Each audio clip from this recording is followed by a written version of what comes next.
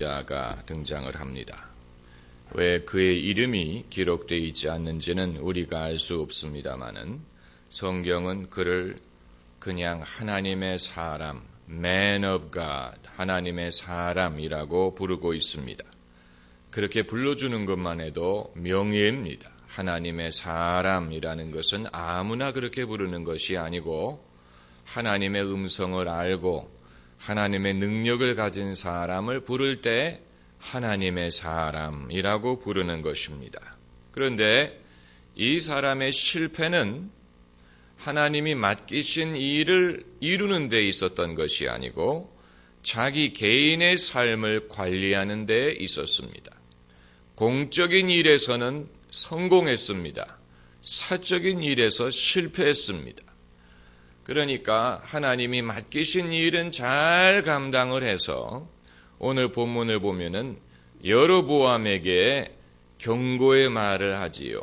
왜냐하면 여로보암이 우상에게 향을 피우고 온갖 가증한 짓을 하니까 이 사람이 여로보암에게 주시는 하나님의 경고의 말을 합니다.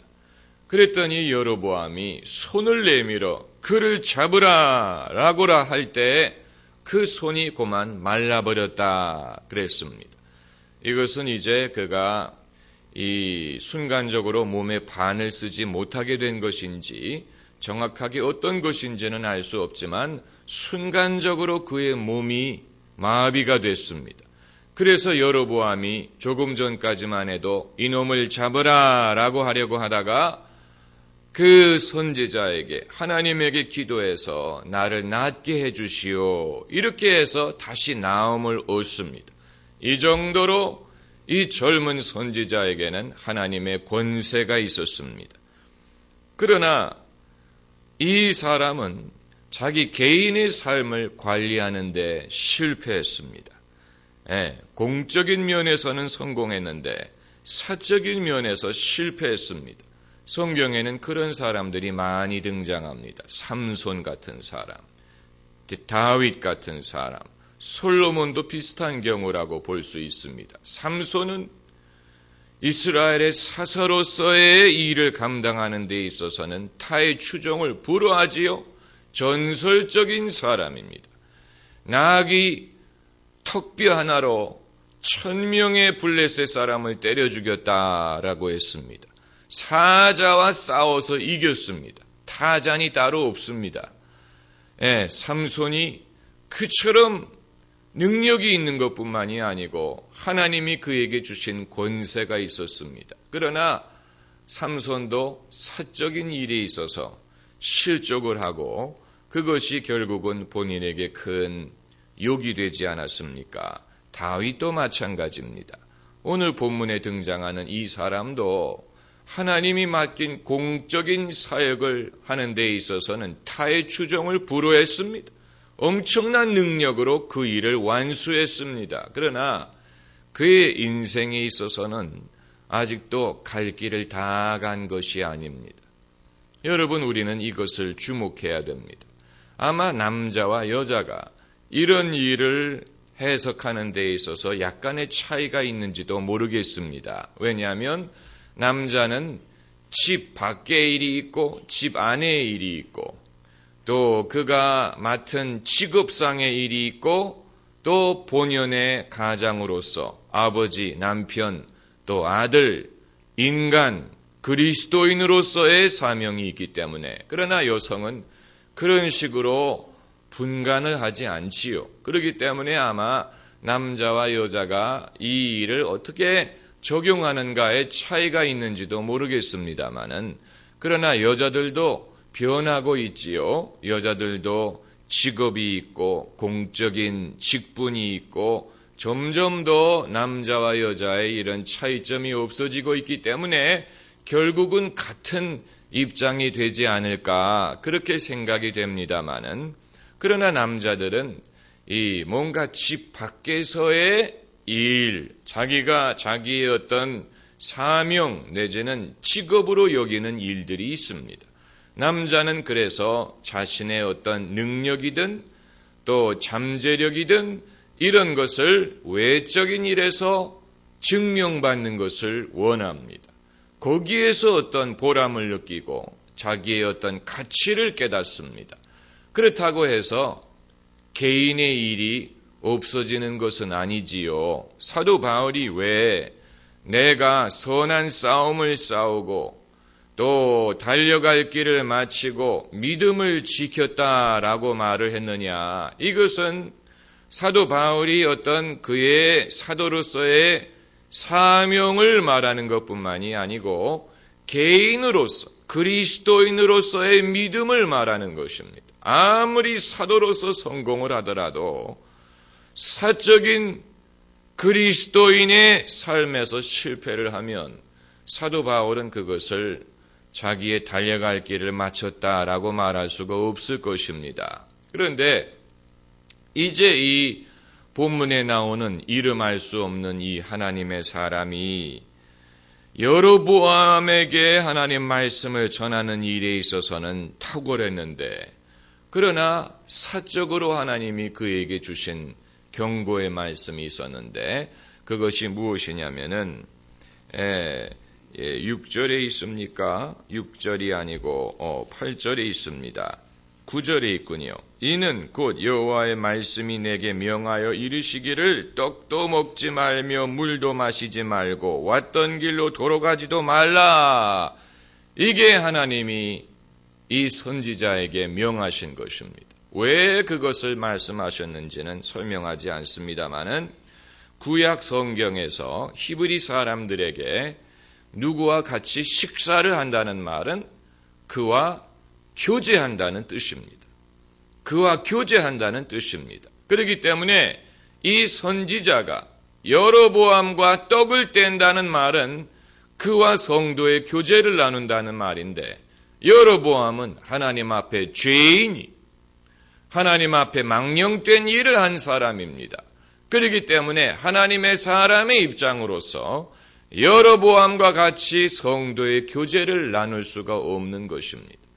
이스라엘 사람들은 그러기 때문에 이방인들과 같이 식사를 하지 않았습니다. 이후에 사도행전에 베드로가 고넬료와 같이 떡을 뗐다는 소식을 들었을 때 예루살렘의 사도들이 이 일을 제기한 것은 그에게 세례를 줬다든가 그에게 복음을 전했다는 데 있는 것이 아니고 내가 할례 없는 자와 같이 들어가서 먹었다. 여기에 이 일을 제기한 것입니다. 유대인들에게 있어서 성도의 교제, 다시 말하면 떡을 같이 뗀다는 것은 경건한 행위였습니다. 아무나 할 수 있는 것이 아니고 이들에게는 같이 식사를 한다는 것은 경건한 신앙생활의 연장이었습니다. 그렇기 때문에 하나님이 너는 여로보암과 같이 떡도 먹지 말고 물도 마시지 말고 내가 간 그 길로 돌아오지 말아라. 이렇게 명하신 것인데, 사실 이것은 개인에게 말씀하신 것이기 때문에 이 선지자가 굳이 그것을 여로보암에게 말할 필요는 없는 것입니다. 그냥 사양하면 되는 것인데, 그냥 no thank you. 사양하면 되는 것인데 왜 굳이 그것을 다 드러냈는지는 알 수 없습니다. 어떻게 보면 여기에서 이 사람의 약간의 교만이 드러나는지도 모릅니다. 나는 이만큼 우월하다. 나는 이만큼 경건하다. 이것을 말하려고 했는지도 모릅니다. 그래서 본인이 알고 그대로 순종하면 되는 것인데 굳이 여로보암에게 그것을 다 공개해 버립니다. 하나님의 말씀이 내게 임하여 너는 떡도 먹지 말고 물도 마시지 말고 내가 간 길로 가지 말라고 하셨습니다. 완전히 여로보암을 눌러버린 것이지요. 하나님은 내가 당신과 같이 떡을 뗄 그런 존재로도 당신을 보지 않으십니다. 이런 식으로 임금을 눌러버리는 어떤 그런 쾌감을 누렸는지도 모릅니다. 그런데 그 말을 어떤 늙은 선지자의 아들이 들었습니다. 그리고 아버지에게 달려가서 그것을 고합니다. 그랬더니 이 늙은 선지자가 그 젊은 사람이 어디로 갔느냐 해가지고 나귀를 타고 그를 쫓아가서 상수리 나무 아래서 쉬고 있는 그 사람을 만납니다. 그래서 그에게 우리 집에 오셔서 같이 떡을 떼고 물을 마시고 쉬었다가 가십시오. 그랬더니 그 젊은 선지자가 또 말하기를 하나님이 나에게 그렇게 하지 말라고 했습니다. 그런데 여기서부터 이제 시험이 시작됩니다. 그 늙은 선지자가 뭐라고 대답을 했냐면 나도 당신과 같은 선지자입니다. 그런데 천사가 와서 여호와의 말씀을 전하기를 당신이 우리 집에 와서 식사를 하고 쉬었다가 가라고 하셨습니다. 그런데 그것은 거짓말이었습니다. 그러나 그 거짓말을 이 젊은 사람이 그대로 믿고 그 집에 따라가서 하나님이 하지 말라고 한 것을 하고 그것이 이제 심판을 자초하는 것이 되어버립니다. 네, 왜 이런 사건이 일어났으며 그리고 이런 사건이 성경에 기록이 됐느냐, 이것이 이제 오늘 우리가 보고자 하는 것입니다. 이 본문에 등장하는 이 늙은 선지자는 거짓 선지자는 아니에요. 거짓 선지자가 아니고 그가 뭔가 악한 의도로 악한 뜻으로 이 젊은 선지자를 넘어뜨리려고 한 것은 아니라고 봅니다. 왜냐하면 그 사람도 선지자이기 때문에 본문에서 늙은 선지자 그 사람도 하나님을 섬기는 사람입니다. 그런데 왜 하나님을 섬기는 정직한 사람이 멀쩡한 다른 선지자에게 거짓말을 해서 그 사람을 실족하게 만드느냐? 그것은 우리가 알 수 없습니다. 하나님이 그렇게 시켰는지도 모릅니다. 하나님이 그렇게 시켰는지도 모릅니다. 이것이 소위 문학적인 용어로서 네메시스라는 것입니다. 네메시스라는 것은 한글로 번역하면 인과응보라고 번역하기도 하고 대적이란 말로 번역하기도 합니다. 문학 작품을 보면은 뭔가 네메시스와 같은 그런 존재가 등장을 하지요. 그래서 이쪽에 주인공이 있고 이 사람과 겨룰 만한 대적이 되는 또 한 사람이 있어서 늘 시소처럼 둘 간에 갈등이 있고 힘겨루기가 있는, 그것이 어떤 물리적인 힘겨루기가 아니더라도 도덕적이든 정서적이든 이런 가치관적으로 힘겨루기를 이루는 그런 네메시스가 문학작품에는 많이 등장합니다. 예컨대 호모의 일리아드에는 누굽니까? 그리스에서 온 그 전설적인 장수의 이름이 뭐지요? 아킬레스. 아킬레스에게는 그에게 네메시스가 있는데 그게 바로 파리스가 아니지요. 파리스.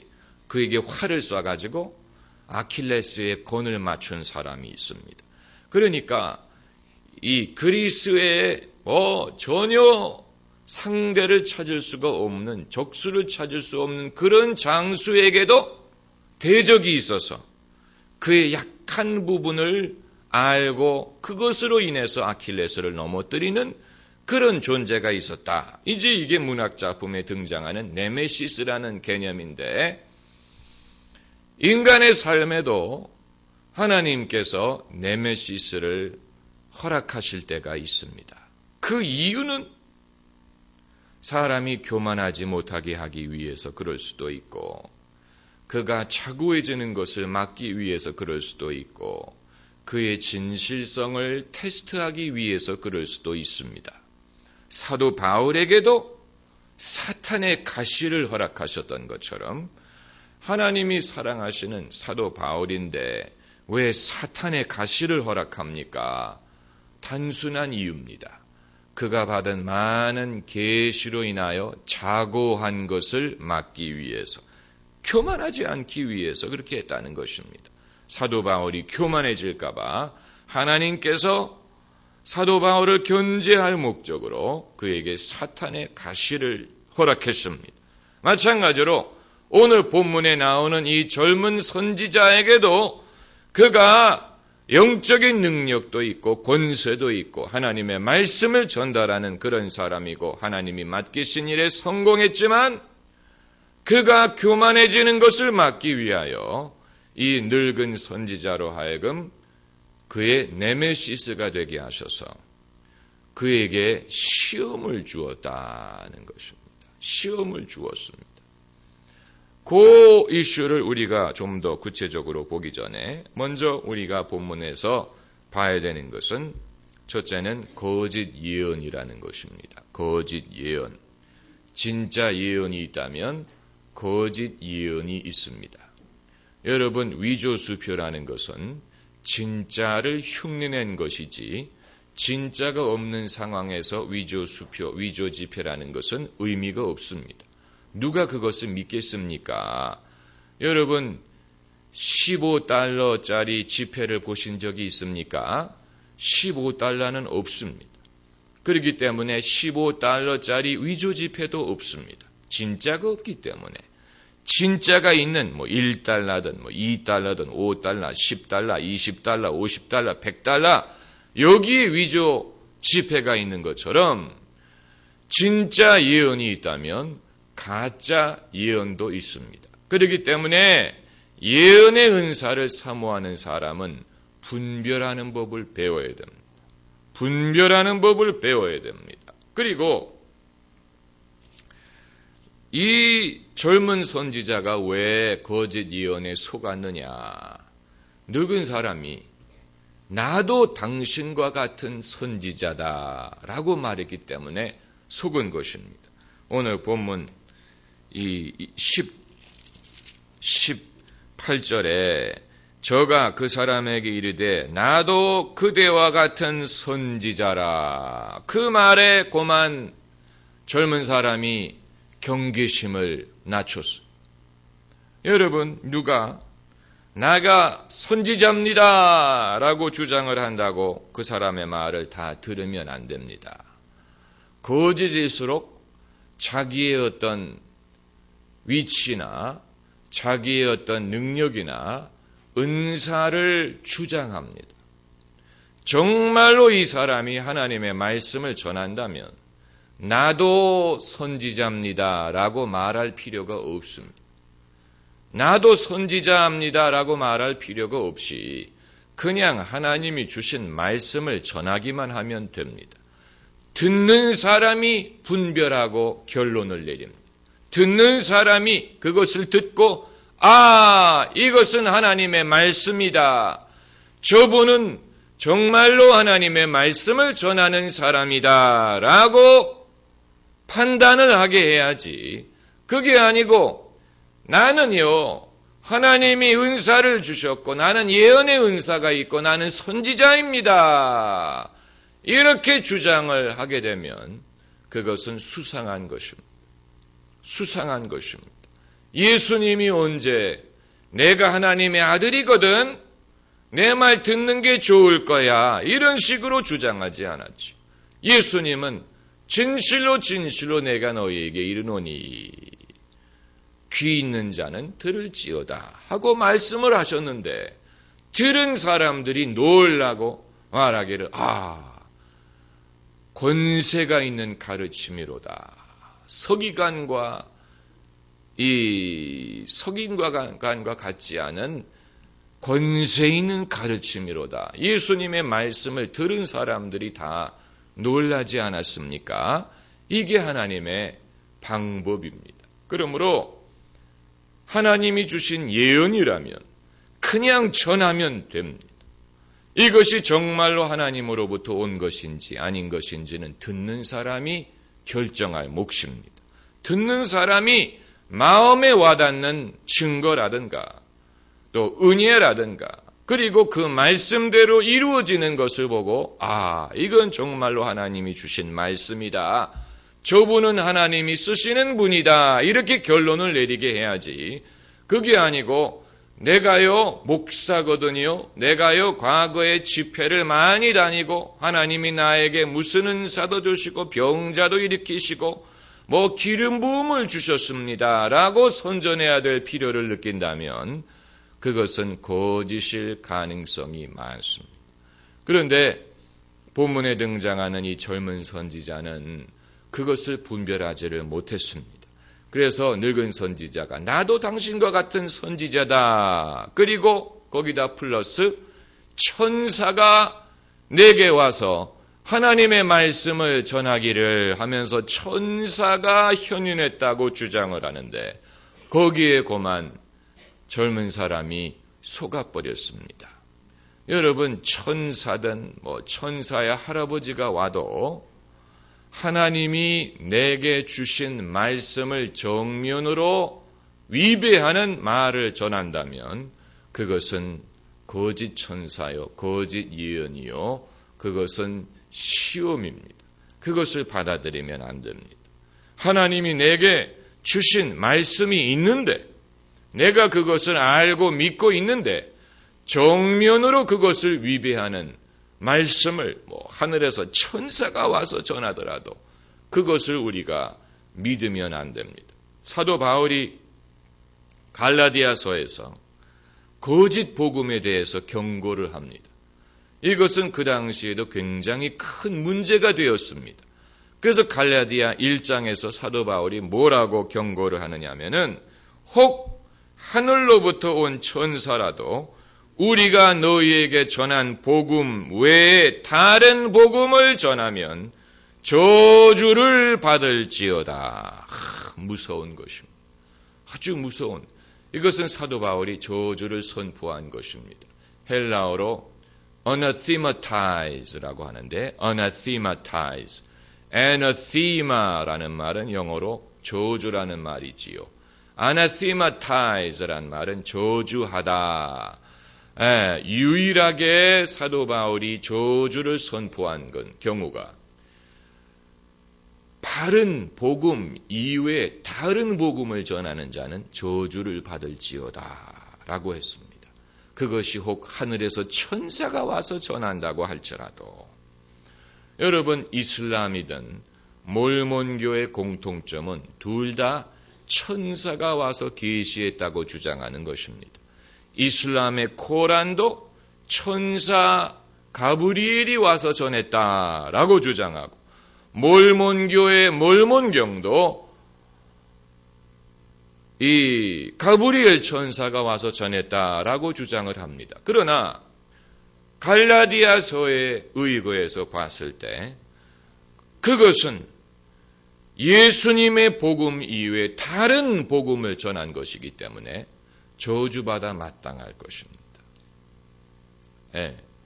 여러분, 우리는 하나님이 우리에게 주신 말씀을 믿고 만약에 누가 그것을 위배하는 말을 했을 때 분별하는 법을 배우지 못하면 누가 천사가 나타났다느니 예언을 한다느니 할 때 이 사람처럼 속아버리고 맙니다.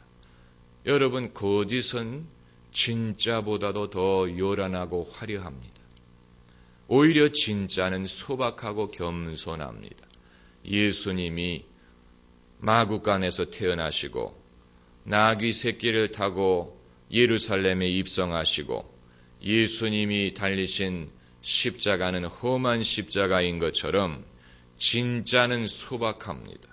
진짜는 자기를 요란하게 선전할 필요를 느끼지 않습니다. 가짜가 요란하고 화려하고 시끄럽습니다. 그것으로 우리는 벌써 분별할 수 있습니다. 진짜인지 가짜인지 그 속성을 보고 예수님의 속성을 닮은 것은 진짜고 예수님의 속성과 반대되는 것은 가짜입니다. 목회자의 스타일도 마찬가지예요.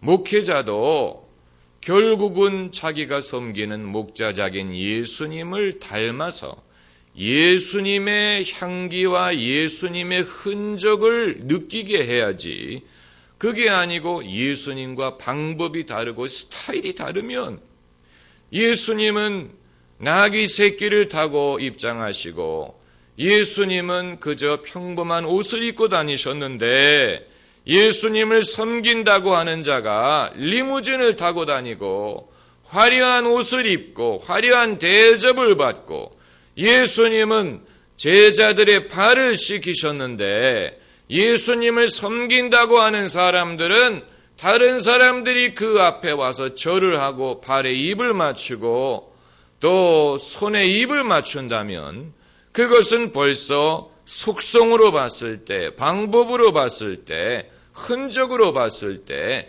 예수님을 닮지 않은 것이고 예수님과 거리가 먼 것입니다. 이런 것으로 우리는 벌써 분별을 할 수가 있어야 됩니다. 하나님의 말씀은 아주 단순한 방법으로 우리에게 오지 거기에 어떤 현란한 논리 같은 것을 놓지 않고 인간의 지혜를 의지하지 않습니다. 인간의 지혜로운 말로 사람을 설득하려고 하지 않습니다. 성경 말씀은 그러므로 어린아이들이 읽어도 이해하고 따를 수 있는 그런 쉬운 말씀이고 쉬운 논리로 돼 있지 공부를 많이 하고 또 무슨 철학과 수사학을 공부한 사람들만이 이해할 수 있는 식으로 그렇지 않습니까?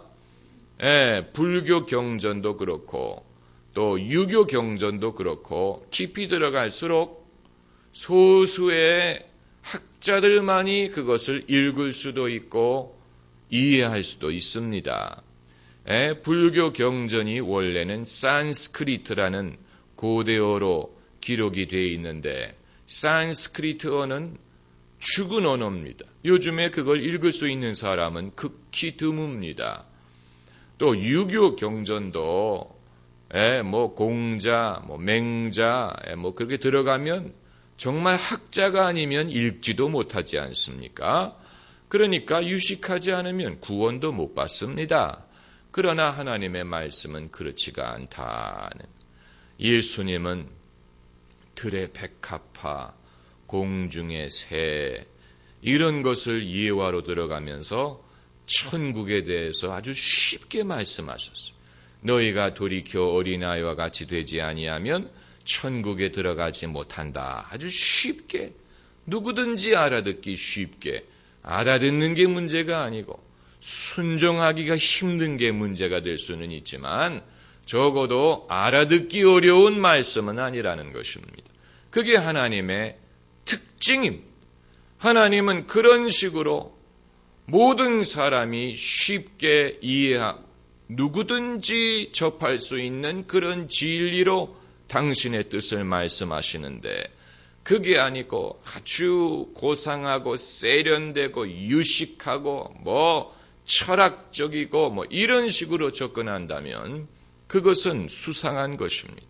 그것은 진리가 아닌 것을 감추려는 시도로밖에는 볼 수가 없는 것입니다. 그러므로 우리는 옛날부터 말 잘하는 사람을 의심하지 않습니까? 말 잘하는 사람은 무엇일 가능성이 많습니까? 사기꾼일 가능성이 많아요. 잘생기고 말 잘하는 사람은 사기꾼일 가능성이 많습니다. 말 잘하는 것은 수상한 것입니다. 차라리 말을 조금 둔한 것이 사람에게 그 신뢰를 받습니다.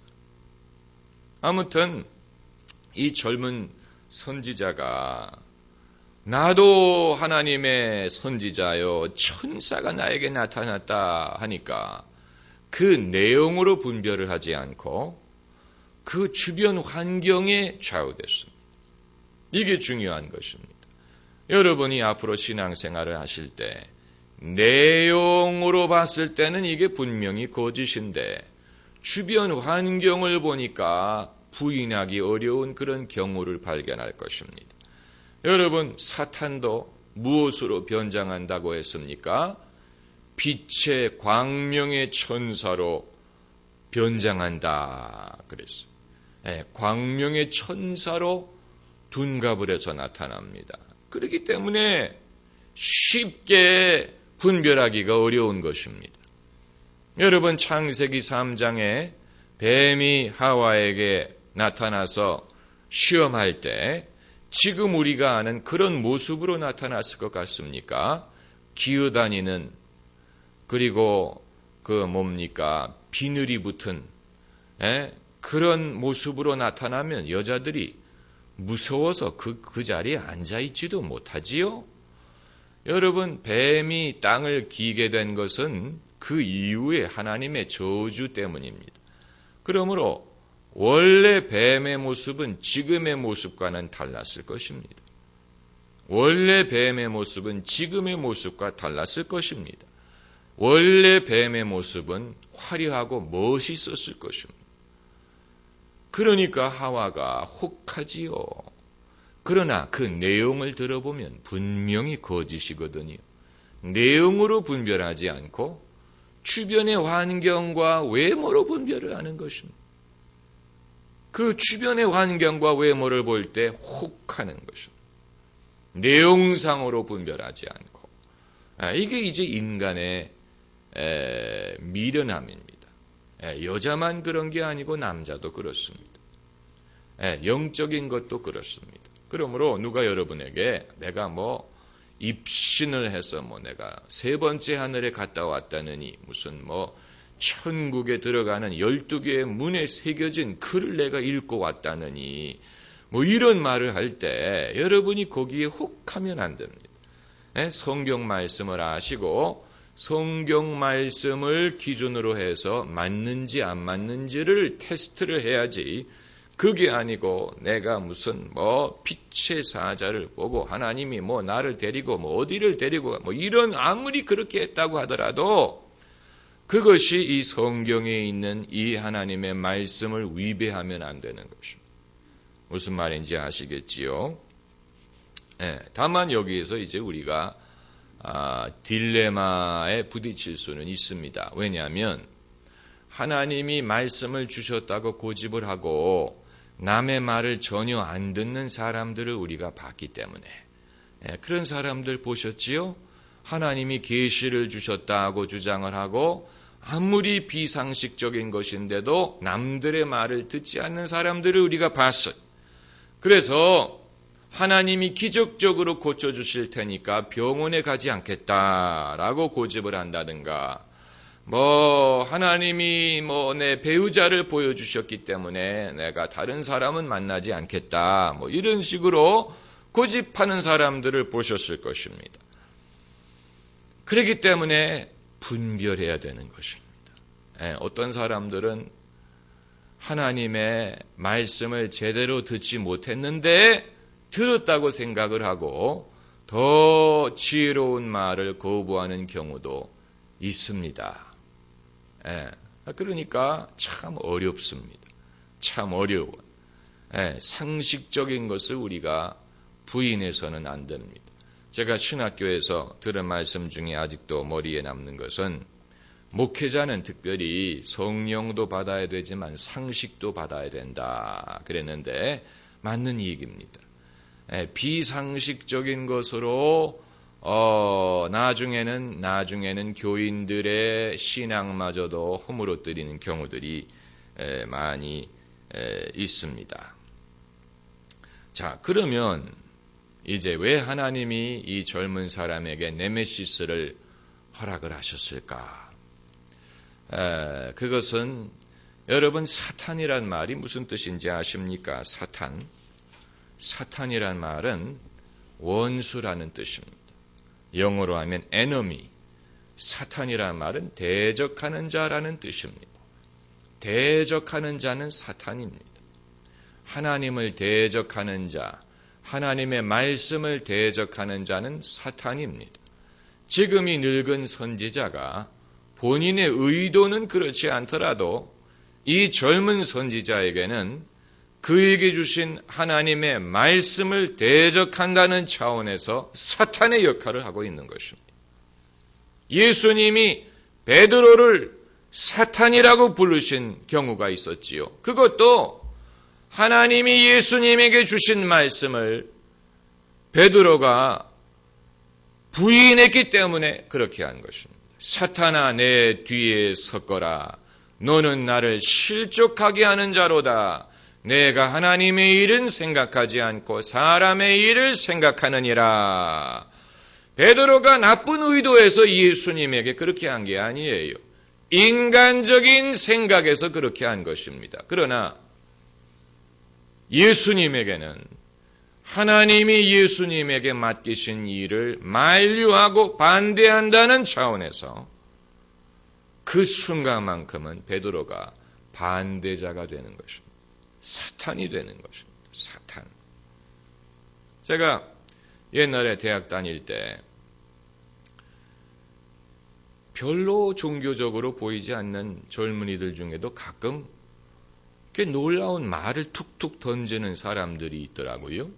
사람을 무시하면 안 되겠더라고요. 평범하게 보이는 사람들도 툭툭 던지는 말 속에 뼈가 들어있는 말을 하는 사람들이 있었어요.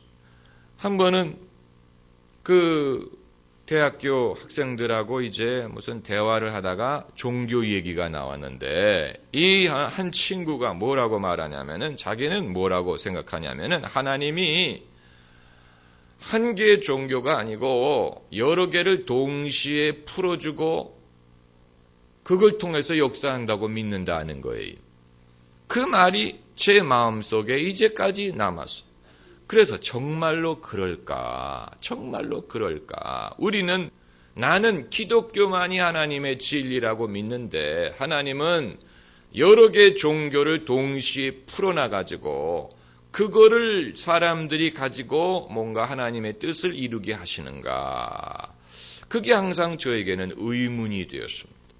그러면 왜 서로 종교들이 서로 상반된 주장을 하고 서로 상반된 그런 교리를 갖는데 왜 하나님이 그런 식으로 하실까? 이게 하나님의 방법일까? 그런데 오늘 본문 말씀에서 우리가 보는 것은 이 늙은 선지자가 젊은 선지자에게 찾아가서 시험이 되고 젊은 선지자가 믿고 있는 하나님의 말씀을 버리도록 했지요. 그것이 하나님이 이 젊은 늙은 선지자를 보냈는지, 그 사람을 시험하기 위해서, 진실을 테스트하기 위해서 보냈는지, 아니면 이 늙은 선지자가 스스로 임의로 그렇게 했는지는 우리가 알 수 없지만, 만일 하나님이 이 늙은 선지자를 보내가지고 젊은 사람을 테스트하게 하셨다라고 간주를 한번 해봅시다. 그렇다고 한번 했을 때, 그러나 이 늙은 선지자가 전한 말은 거짓입니다. 그것만은 분명합니다. 그게 진실이 아니고 거짓을 전한 것입니다. 그러니까 하나님은 한 개의 진실만을 인류에게 주시지 여러 개의 동시다발적인 진리를 주는 분이 아니라는 얘기예요. 한 개의 진실, 한 개의 구원의 길, 하나의 복음만을 주십니다. 제가 이렇게 목소리를 높이지 않아야 되는데 높인다는 이유는 흥분한다는 얘기입니다. 차분한 게 좋지요. 저도 녹음한 걸 들어보면은 듣기 좀 시끄럽다. 좀 차분하게 얘기해도 좋을걸. 왜 목소리를 높일까? 그러나 제가 목소리를 높인다는 것은 흥분한다는 얘기입니다. 저를 흥분하게 하지 마세요. 다시 말하면 여러분이 못 알아듣는 것 같이 느껴지면 목소리가 높아진다는 얘기. 못 알아듣는 것처럼 생각되니까 자꾸 목소리가 높여집니다. 그러니까 잘 모르더라도 아는 것처럼 아는 신용을 하시면, 알아듣는 신용을 하시면 제가 목소리가 높아지지 않습니다. 다시 말하면 이 늙은 자꾸 늙은 소리를 해서 죄송합니다. 성경이 그렇게 말하고 있는 걸 어떡합니까? 중년이라고 하든지 성경이 늙은 선지자라고 하니까 뭐 어떡합니까? 이름을 말한 것도 아니고 제가 뭐 늙은 거를 뭐 폄하하는 게 아닙니다. 아무튼 이 나이든 선지자가 왜 젊은 사람을 찾아가서 거짓말을 했는지는 알 수가 없다는 얘기예요. 예. 하나님이 그 젊은 선지자를 테스트하기 위해서, 교만하지 않기 위해서, 그의 중심을 보기 위해서, 그리고 외적으로 하나님의 맡기신 일은 잘 훌륭하게 맡더라도 사적인 차원에서 얼마든지 넘어질 수 있다는 것을 보이기 위해서 그렇게 했는지 모릅니다. 아마 그것이 이유가 될 것입니다. 예, 얼마든지 가능합니다. 밖에서는 위대한 정치인이요, 밖에서는 위대한 인물인데 집에서는 형편없는 아버지가 될 수도 있는 것이고, 외적으로는 정말로 많은 사람들을 하나님께 전도하고 하나님을 섬기는 사람이지만 개인의 차원에서는 많은 갈등과 문제를 가질 수도 있는 것인데, 한 가지 분명한 것은 사적인 차원에서 연약하다고 해서 그의 어떤 공적인 업적을 훼손시킨다고 보면 안 된다는 것입니다. 이 사람이 사적인 차원에서 넘어졌지만 그렇다고 해서 여로보암에게 전한 말씀이 가짜가 아니고 여로보암에게 하나님의 경고를 한 것을 우리가 무시할 수는 없다는 얘기입니다. 우리는 그런 식으로 생각을 하지요. 사적인 차원에서 문제가 있기 때문에 이 사람의 공적인 것도 믿을 수가 없다. 그게 아니라는 얘기. 그런 식으로 생각하면 이 세상에 누구의 한 업적을 믿을 수가 있겠습니까? 그건 하나님의 사람에게도 무리한 것이 되지요. 다윗의 그 업적, 그의 믿음, 이런 것을 그가 한번 사적으로 넘어졌다고 해서 부인할 수는 없는 것입니다. 또 이스라엘이 누렸던 영광을 솔로몬이 이후에 타락했다고 해서 이스라엘의 영광까지도 부인할 수는 없는 것입니다. 그건 그거고 이건 이것입니다. 다만 본인에게는 공적으로 큰 일을 이루었다고 사적으로 경계를 늦춰서는 안 된다는 얘기예요. 그래서 하나님을 섬기는 데는 성공을 했는데 개인적인 차원에서는 이 사람처럼 실패할 수도 있습니다. 아마도 이 사건이 여기에 기록되어 있는 이유가 우리에게 그것을 경고하기 위해서 주시는지도 모르는 것입니다. 기도하십시다.